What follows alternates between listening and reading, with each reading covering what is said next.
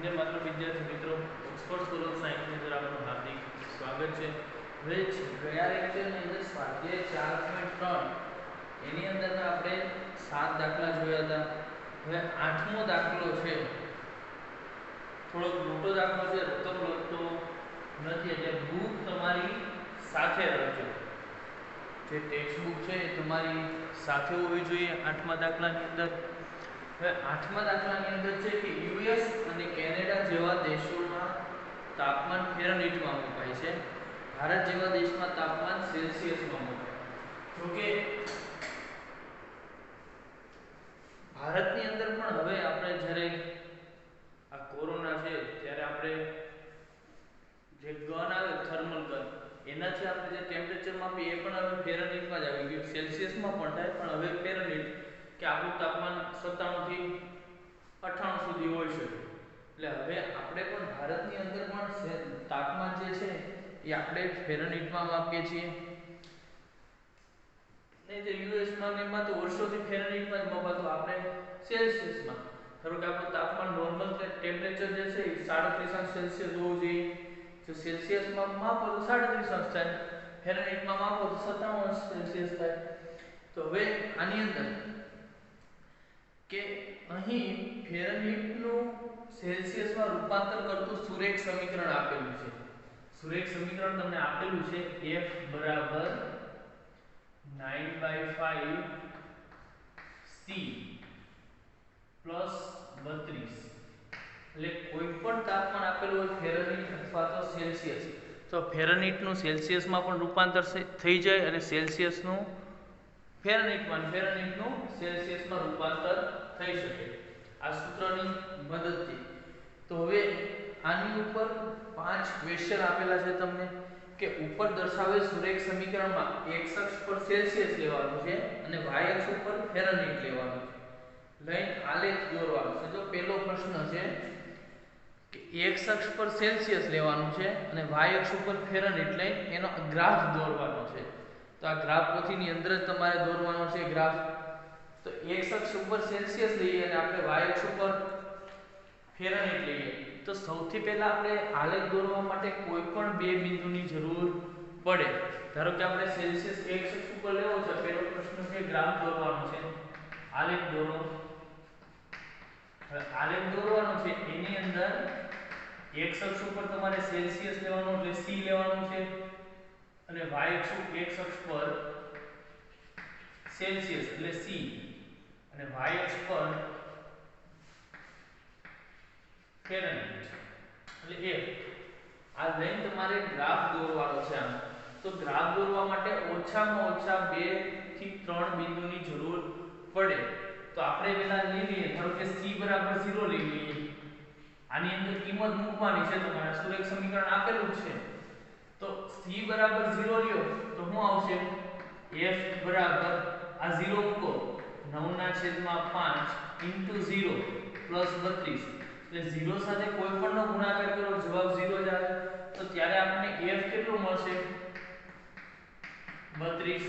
એટલે એનો મતલબ આની અંદર x અક્ષ ઉપર સેલ્સિયસ લેવાનું છે એટલે આપણે x અને y આવી રીતે આમ લખતા, આની અંદર x બરાબર સેલ્સિયસ છે y બરાબર ફેરનહીટ, તો આના આમ તમારે c અને f લખવાના, સેલ્સિયસ અને ફેરનહીટ।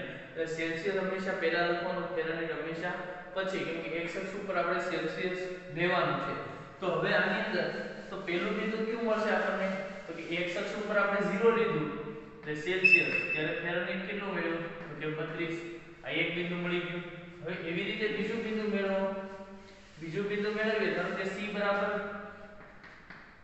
10 લઈ લ્યો તો F બરાબર 9/5 ગુણ્યા 10 પ્લસ 32 તો કેટલું આવશે, અહીંયા છેદ ઉડાડો 5 દુ 10 9 દુ 18 પ્લસ 32 એટલે કેટલો જવાબ આવશે 32 ને 18 50।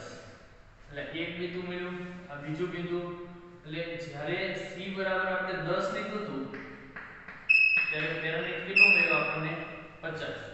તો હવે આવી રીતે તમે બીજા બે બિંદુ પણ તમે લઈ શકો, ધારો કે -10 લેવું હોય તો -10 પણ લઈ શકાય, c બરાબર -10 લેવું હોય તો f બરાબર 9/5 અહીંયા -10 પ્લસ 32, તો અહીંયા છેદ ઉડાડો 5 દુ 10, 9 દુ 18, તો માઈનસ છે -18 પ્લસ 32, તો -18 પ્લસ 32, તો 32 માંથી તમારે 18 બાદ કરવાના છે.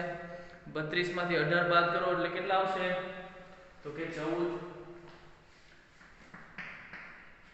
28 ને 4 32, એટલે જ્યારે આપણે -10 લીધું એક છે આમ ઉપર, ત્યારે ફેરનહીટ 14 મળ્યું, એટલે સેલ્સિયસ -10 ત્યારે ફેરનહીટ 14. તો હવે આનો આપણે ગ્રાફ દોરીએ.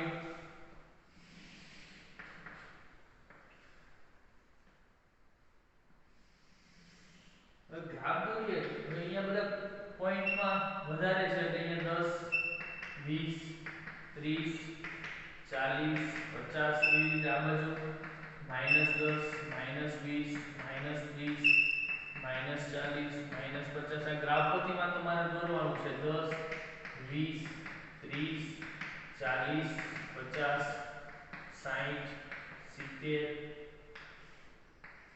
80 90, નીચે -10 -20 -30 -40. તો હવે આપણે આ ત્રણ પેલા ગ્રાફ દોરવાનો. પહેલો જ પ્રશ્ન છે, પેલા ગ્રાફ દોરવાનો છે. c બરાબર 0, એટલે x અક્ષ ઉપર આ ત્રણ બિંદુ મળ્યા, 1 પછી આ 2 અને આ 3. તો c બરાબર 0 લી એટલે x અક્ષ ઉપર તમારે સેલ્સિયસ લેવાનું છે. આ સાઈડ જે છે એ સેલ્સિયસ છે અને આ સાઈડ જે છે એ ફેરનહીટ છે. x અક્ષ ઉપર સેલ્સિયસ લેવાનું, y અક્ષ ઉપર તમારે ફેરનહીટ લેવાનું છે. તો હવે આની અંદર x અક્ષ ઉપર 0 છે ત્યારે y અક્ષ ઉપર 32, x અક્ષ ઉપર 0 32 32 એટલે 30 કરતા થોડું મોટું, કેમ કે આ 35 થાય બરોબર, વચ્ચેનો ભાગ 35 થાય એટલે 32, 30 અને 35 વચ્ચે 32 અહીંયા આવશે. x આમ ઉપર 0 અને y આમ ઉપર એટલે 0 અને 32 આ બિંદુ અહીંયા આવશે. પછી 10 અને 50, x અક્ષ ઉપર 10 લેવાનું છે ત્યારે y ઉપર 50, એટલે 10 અને 50 અહીંયા આવશે. x ઉપર -10 ત્યારે y ઉપર 14, -10 છે ત્યારે y ઉપર -14 એટલે અહીંયા 15 આવશે. 15 કરતા થોડુંક નીચે એટલે અહીંયા. તો હવે આ ત્રણેયને જોડતી એક રેખા દોરો. તો આ જે ગ્રાફ બની ગયો એ ગ્રાફ કેવો બનશે? f બરાબર 9/5. આ આખો ગ્રાફ કેવો બને? f બરાબર 9/5 ગુણ્યા c પ્લસ 32. એટલે આ પહેલા પ્રશ્નનો તમારો જવાબ કે આનો ગ્રાફ આવી રીતે દોરી શકાય. હવે એની અંદર જ બીજો પ્રશ્ન છે, આટલું પહેલા લખી લેજો એટલે બીજો પ્રશ્ન પણ આમાં સમાઈ જાય. એટલે પેલા ગ્રાફ દોરવા માટે આટલી વસ્તુ તમારે કરવી પડે. હવે બીજો પ્રશ્ન છે, જો તાપમાન 30, પહેલો તો પ્રશ્ન ગ્રાફ દોરવાનો હતો એટલે આપણે ગ્રાફ દોરી નાખ્યો છે. બીજો પ્રશ્ન, જો તાપમાન 30 અંશ હોય તો ફેરનહીટમાં શું થાય? પહેલો પ્રશ્ન હું ભૂસી નાખું છું. એટલે 5 પ્રશ્નો છે, પાંચે પાંચના વ્યવસ્થિત તમારે જવાબ લખવાના છે. જે ગ્રાફ પોથીની અંદર બાજુમાં પૂરું પેજ હોય એની અંદર તમારે બધા પ્રશ્નોના જવાબ લખવાના છે. એની અંદર બીજો છે, બીજો પ્રશ્ન તો જો તાપમાન 30 અંશ હોય, તાપમાન 30 અંશ સેલ્સિયસ હોય તો ફેરનહીટ માપ. એટલે આની અંદર સેલ્સિયસ માપ આપેલું છે 30, તો તમારે ફેરનહીટ માપ તમારે આની અંદર ગોતવાનું છે. તો ઈ તમારે આનું સાદુરૂપ આપવાનું છે. સેલ્સિયસ માપ આપેલું એટલે c ની જગ્યાએ તમારે 30 મૂકવાના એટલે તમારે ફેરનહીટ મળી જાય. તો હવે આની અંદર કિંમત મૂકો. અહીંયા 1 બરાબર 9/5 ગુણ્યા c. c એટલે એનો મતલબ 30 અંશ પ્લસ 32. તો f બરાબર છેદ ઉડાડો 6 × 5 30, 9 × 6 એટલે 54 પ્લસ 32 સાદુરૂપ આપો. અહીંયા 6 8 ને 6 86 અંશ ફેરનહીટ. આ બીજા પ્રશ્નનો જવાબ કે જ્યારે તાપમાન 30 અંશ સેલ્સિયસ હોય ત્યારે ફેરનહીટ કેટલું આવશે? તો કે 86 અંશ ફેરનહીટ. પછી ત્રીજો સવાલ છે આની અંદર. ત્રીજા સવાલની અંદર શું આપેલું છે તમને? તો કે ફેરનહીટ માપ આપેલું છે. 95 અંશ ફેરનહીટ. તો સેલ્સિયસ માપ તમારે ગોતવાનું છે.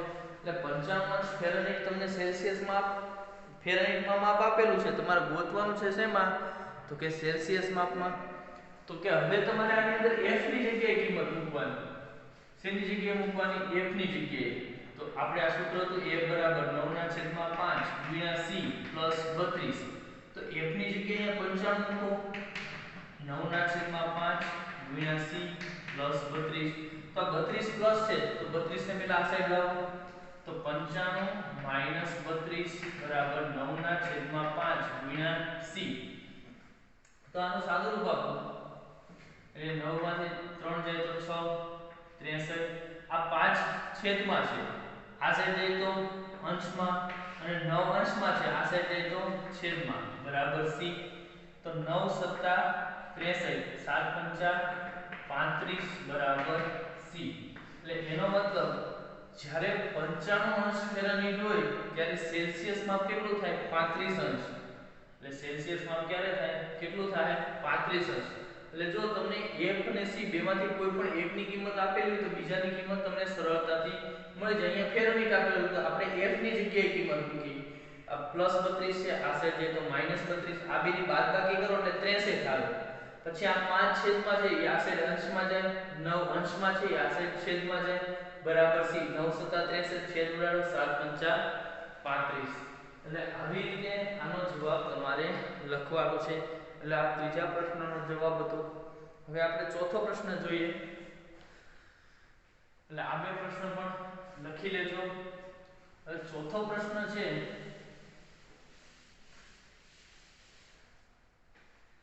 કે જો તાપમાન 0 અંશ સેલ્સિયસ તો એ તો પણ આપણે મેળવ્યું. તો તાપમાન 0 અંશ સેલ્સિયસ હોય તો ફેરનહીટ માપ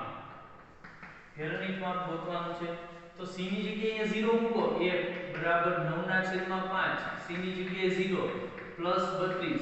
તો 0 સાથે કોઈ પણ નો ગુણાકાર કરો 0 જ આવે. એટલે f બરાબર કેટલું આવશે? 32.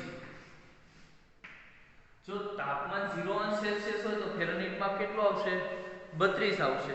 પછી બીજો પણ પ્રશ્ન છે આની અંદર કે 0 અંશ ફેરનહીટ હોય તો સેલ્સિયસ માપ 0 અંશ ફેરનહીટ આપેલું છે તો સેલ્સિયસ માપ કેટલું થાય એ પણ તમારે આની અંદર મેળવવાનું છે.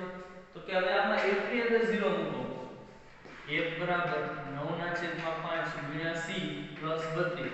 તો f ની જગ્યાએ 0 મૂકો. 9/5 ગુણ્યા c બરાબર પ્લસ 32. તો હવે આની ફેરનહીટની જગ્યાએ 0 મૂકો. આપણે c મેળવવાનું છે. તો 32 પ્લસ છે, આ સાઈડ આવે તો માઈનસ 32 બરાબર 9/5 ગુણ્યા c. 5 અંશમાં જાય છેદમાં 9 બરાબર c. તો હવે આના છેદ તો કે ઉડતા નથી. તો હવે આનું સાદું રૂપ આપો. તો કે 32 પંચા પહેલા કરો.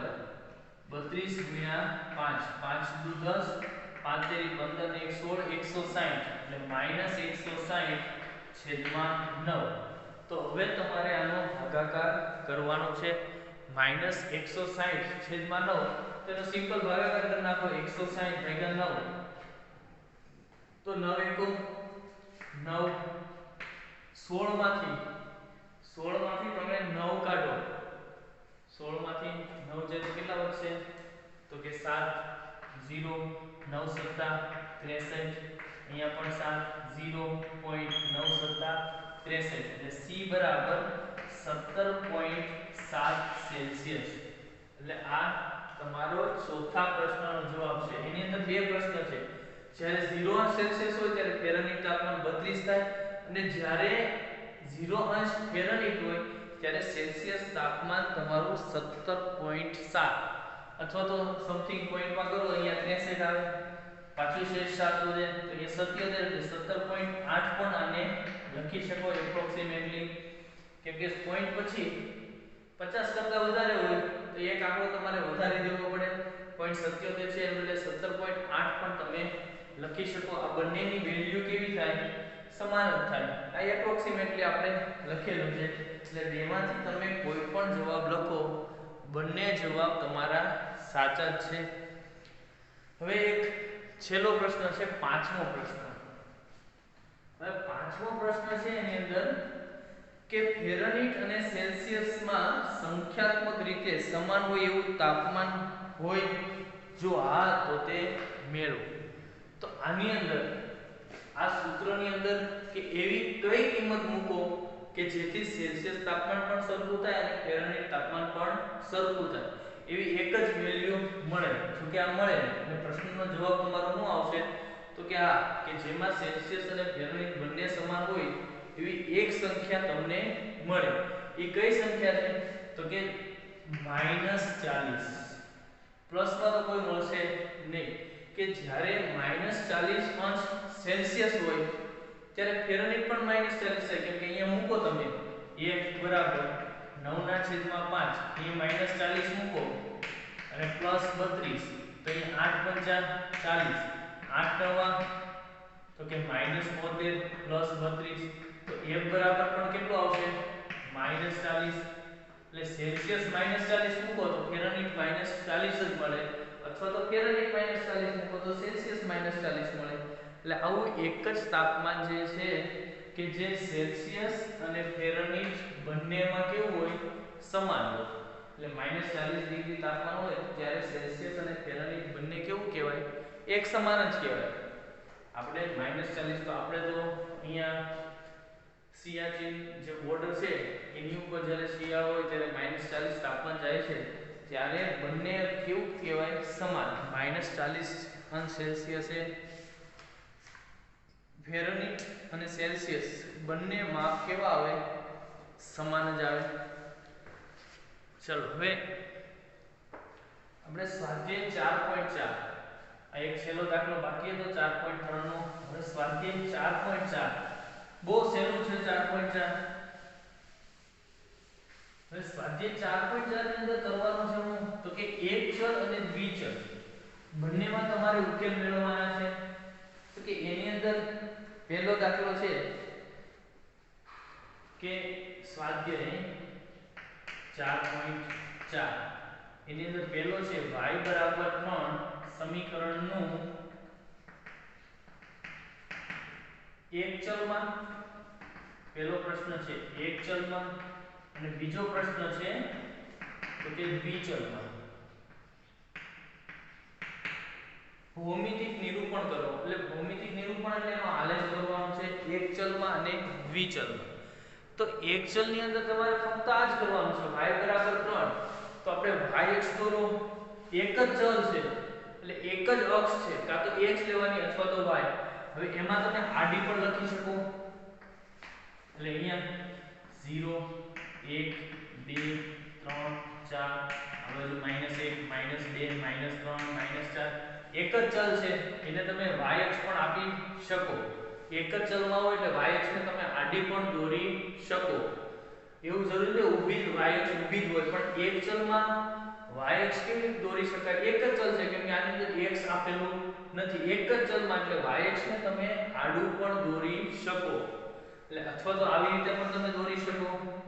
અહીંયા 0 1 2 3 4 નીચે -1 -2 -3 -4. એટલે આ દાખલો આડી રીતે પણ થાય અને ઊભી રીતે પણ થાય. પણ એક ચલ છે એટલે તમે આડું લખો તો પણ કોઈ વાંધો નથી. હવે y બરાબર 3 તો y બરાબર 3 અહીંયા છે તો આ એક ચલનો આલેખ પૂરો. આવી રીતે ગોળ ટપકું કરી નાખવાનું. અહીંયા y બરાબર 3 આ y અક્ષ છે તો y બરાબર 3 ખાલી દર્શાવી દેવાનું છે. તો એક ચલમાં ઉકેલ થઈ ગયો. ખાલી ફક્ત દર્શાવવાનું જ છે. આની અંદર બીજું કાંઈ કરવાનું નથી. દર્શાવીને અહીંયા લખી નાખવાનું કે આ y બરાબર કેટલા છે? 3. અહીંયા લખી નાખવાનું આ y બરાબર 3. એટલે તમે આવી રીતે પણ ગ્રાફ આનો દોરી શકો. એક ચલમાં હોય તો જ. એક ચલમાં આપણને આપેલું છે એટલે પહેલા પ્રશ્નનો જવાબ છે એક ચલમાં તમે y અક્ષને આડું પણ દોરી શકો. આ યાદ રાખજો ખાસ. હવે દ્વિચલમાં છે તો દ્વિચલમાં છે તો તમારે વ્યવસ્થિત આકૃતિ દોરવી જ પડે. દ્વિચલમાં છે તો આ y અક્ષ લેવું પડે, આ x અક્ષ લેવું પડે. તો અહીંયા 0 1 2 3 4 આ બાજુ -1 -2 -3 -4 1 2 3 4 -1 -2 -3. તો હવે દ્વિચલમાં છે y બરાબર 3 નો આલેખ. હવે y બરાબર 3 છે તો y બરાબર 3 અહીંયા આવશે. હવે દ્વિચલમાં આનો આલેખ દોરવાનો છે તો y બરાબર જ્યારે 3 છે ત્યારે xm આની અંદર કઈ આપેલો નથી. એટલે xm આપેલો નથી એટલે એનો મતલબ y બધી જગ્યાએ 3 જ છે. આ y બરાબર 3 જ્યારે x 0 લ્યો તો y 3 આવે, -1 લ્યો તો 3 આવે, -2 લ્યો તો 3 આવે, 1 લ્યો તો 3 આવે, 2 લ્યો તો 3 આવે. એટલે ટૂંકમાં આની આકૃતિ આવી રીતે થાય. આ શું મળ્યું આપણને y બરાબર 3. જો તમે xm ગમે એ બદલતા રહો, xm 0 લ્યો તો 3, 1 લ્યો તો 3, 2 લ્યો તો 3, 3 લ્યો તો 3, 4 લ્યો તો 3. એટલે xm તમે બદલતા રહો પણ ym ફિક્સ જ છે. ym તમારે 3 જ લેવાનું છે. એટલે ટૂંકમાં આ જે સમીકરણ છે ને તો આમાં નો ખબર પડી હોય તો આ સમીકરણ આપેલું હતું તો આને આવી રીતે 0x y બરાબર 3 આવી રીતે લખી શકાય. તો ધારો કે આની અંદર x બરાબર x અને y, x બરાબર તમે 0 લ્યો એટલે x 0 તોય y 3 આવે, x બરાબર 1 મૂકો તોય 3 આવે, 2 મૂકો તોય 3 આવે, -1 મૂકો કેમ કે 0 આને ગુણાકાર છે એટલે 0 થઈ જવાનું. તો y આમ કેટલું આવશે 3 જ આવશે. એટલે 0 લ્યો તોય 3 આવે, 1 લ્યો તોય 3 આવે, 2 લ્યો તોય 3 આવે, -1 લ્યો તોય 3 આવે. ટૂંકમાં પછી આ રેખાને જોઈન્ટ કરી દેવાની. એટલે એનો મતલબ કે y બરાબર આપેલું હોય ને આવી રીતે y બરાબર કોઈ પણ સંખ્યા તમે આપેલી હોય ને p આલેખ હંમેશા x અક્ષને સમાંતર હોય. અને કદાચ x બરાબર આપેલું હોય ને કોઈ પણ સંખ્યા તો એ આલેખ છે ને y અક્ષને સમાંતર હોય. ખાલી આટલું જ આપેલું હોય. જો y બરાબર આપેલું અહીંયા y બરાબર 3 આપેલું તો એ આલેખ જે છે એ x અક્ષને સમાંતર થાય. અને x બરાબર આપેલું હોય તો એ આલેખ જે છે એ y અક્ષને સમાંતર થાય. હવે એવી રીતે આપણે બીજો દાખલો જોઈએ. એ પણ એવી રીતે છે એક ચલમાં અને દ્વિચલમાં. એટલે ટૂંકમાં આ એક ચલનો આલેખ છે અને આ દ્વિચલનો આલેખ છે. હવે બીજો દાખલો છે આની અંદર એ પણ કંઈક આપણે આવી રીતે દોરવાનો છે.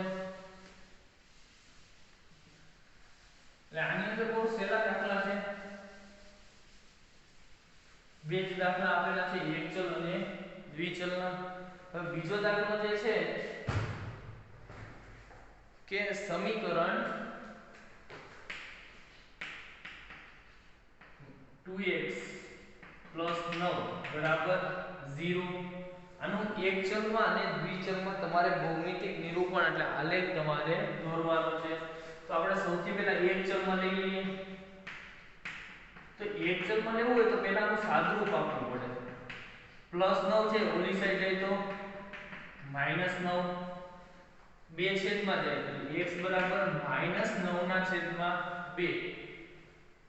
9 ના છેદમાં 2 એટલે આનું પોઈન્ટમાં તમે સાદુરૂપ આપો તો x બરાબર -4 ના છેદ 4.5 4.5 થાય રૂપમાં. x બરાબર -4.5. તો હવે આનું ભૌમિતિક નિરૂપણ કરો તો અહીંયા 0 1 2 3 4 5 આ બાજુ -1 -2 -3 -4 -5 -6.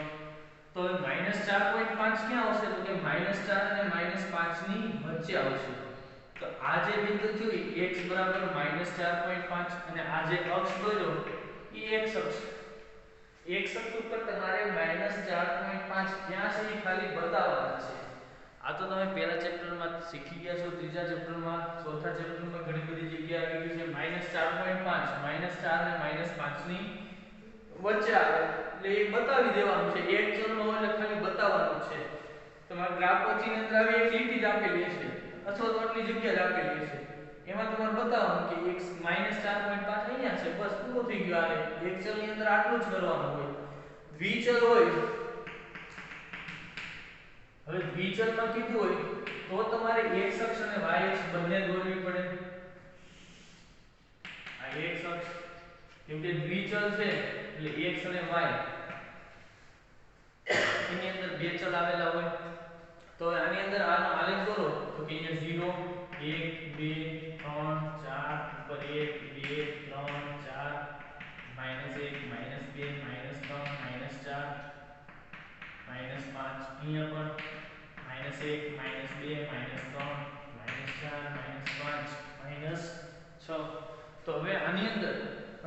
લેક્ચરમાં તમને કીધું છે કે બે ચલ દોરવાના હોય, આપણે દોરી લીધા x અક્ષ અને y અક્ષ. હવે મેં તમને કીધું હતું કે જ્યારે x બરાબર આપેલું હોય ને, x બરાબર, ત્યારે આનો આલેખ હંમેશા કેવો હોય? y અક્ષને સમાંતર. ટૂંકમાં બે બિંદુ તમારે મૂકવાના, કોઈ પણ બે બિંદુ તમે લખી શકો, x એમ અને y એમ. ધારો કે આની અંદર આપણે આ સમીકરણ મળ્યું છે 2x 9 બરાબર 0, અથવા તો આને આ સમીકરણ લખો તો આને લખી શકાય x 0y બરાબર -4.5. તો કે એનો મતલબ y ની કિંમત તમે બદલતા તો y બરાબર 0 મૂકો તો -4.5 જ આવે. y બરાબર 1 મૂકો તો 1 આરે ગુણાકાર 0 કરો તો 0, તો x તો કેટલું રહે? -4.5 જ રહે. 2 મૂકો તો એ કેટલું રહે? -4.5. 3 મૂકો તો એટલું જ રહે. એટલે અહીંયા y ની કિંમત તમે બદલો ને તો x ની કિંમત તો એટલી ને એટલી જ રહે. હવે આનો આલેખ દોરો તો કે x બરાબર એ -4.5 2. હવે ધારો કે x બરાબર તમે 0 લીધું, x બરાબર y બરાબર 0 લીધું, ત્યારે x -4.5 એટલે -4.5 અહીંયા આવશે. પછી 1 લ્યો તોય -4.5, 2 લ્યો તોય -4.5, કદાચ -1 લીધું હોત તોય -4.5. એટલે આ રેખા તમારી આવી રીતે થાય અને x બરાબર કેટલા થાય? -4.5. એટલે y એમ તમે ગમે એ લ્યો, તમને એમ લાગે મારે 3 લેવું છે તો આની અંદર 3 મૂકો, y બરાબર 3 મૂકો તો x -4.5 જ આવે. એટલે x બરાબર આપેલું હોય આલેખ હંમેશા y અક્ષને કેવું હોય? સમાંતર જ હોય. અને y બરાબર આપેલું હોય તો આલેખ હંમેશા x અક્ષને સમાંતર હોય. એટલે આ વસ્તુ ખાસ યાદ રાખજો. અને આ બંને ગ્રાફ પોથીમાં આપેલા જ છે. એટલે ગ્રાફ પોથીની અંદર આજે જેટલા ભણાવ્યા 3 દાખલા, 3 દાખલા ગ્રાફ પોથીની અંદર આપેલા છે. એટલે વ્યવસ્થિત તમારે દોરી નાખવાના છે. ચલો હવે આજે આ ચેપ્ટર અહીંયા પૂરું થાય છે. પછી આવતા લેક્ચરની અંદર આપણે પૃષ્ઠફળ અને ઘનફળ એ ચેપ્ટર ચલાવવાનું છે. અને આની અંદર કોઈ પણ કાંઈ પ્રશ્ન હોય તો આપણે જ્યારે લાઈવ લેક્ચર આવે ત્યારે તમે આની અંદર પૂછી શકજો.